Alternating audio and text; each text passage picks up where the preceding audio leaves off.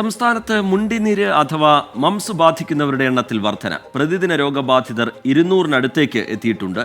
രോഗം പ്രതിരോധിക്കാൻ MMR vaccine വേണം എന്നാണ് കേരളത്തിന്റെ ആവശ്യം. ഇക്കാര്യം ആവശ്യപ്പെട്ട് ആരോഗ്യവകുപ്പ് കേന്ദ്രത്തിന് കത്തയച്ചിരുന്നു. എല്ലാവരും അക്കാര്യത്തിലൊരു ജാഗ്രതയും പുലർത്തുക.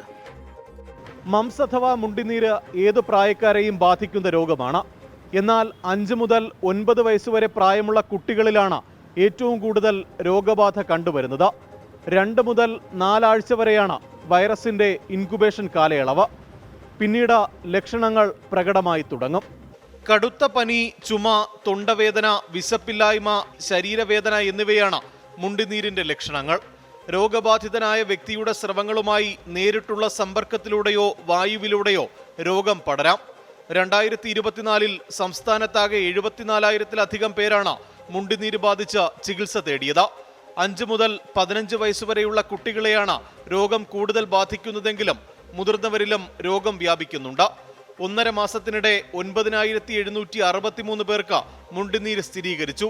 2025 ജനുവരി 1 മുതൽ ഫെബ്രുവരി 14 വരെയുള്ള കണക്കാണിത്. ഫെബ്രുവരി മാസത്തിൽ ഇതുവരെ 2,712 പേർക്കാണ് മുണ്ടിനീര് സ്ഥിരീകരിച്ചത്. MMR വാക്സിൻ എടുക്കുന്നതിലൂടെ നേരത്തെ മുണ്ടിനീര് പ്രതിരോധിക്കാൻ കഴിഞ്ഞിരുന്നു. എന്നാൽ 2016 മംസിനെ ഒഴിവാക്കി. മീസൽസ്, റൂബെല്ല രോഗത്തിനായി MR വാക്സിനാണ് നിലവിൽ സർക്കാർ ആശുപത്രികളിലുള്ളത്. MMR വാക്സിൻ ലഭ്യമാക്കണമെന്നാവശ്യപ്പെട്ട കേരളം കേന്ദ്രത്തിന് കത്തയച്ചിട്ടുണ്ട്. MG പ്രതീഷ്, 24, തിരുവനന്തപുരം.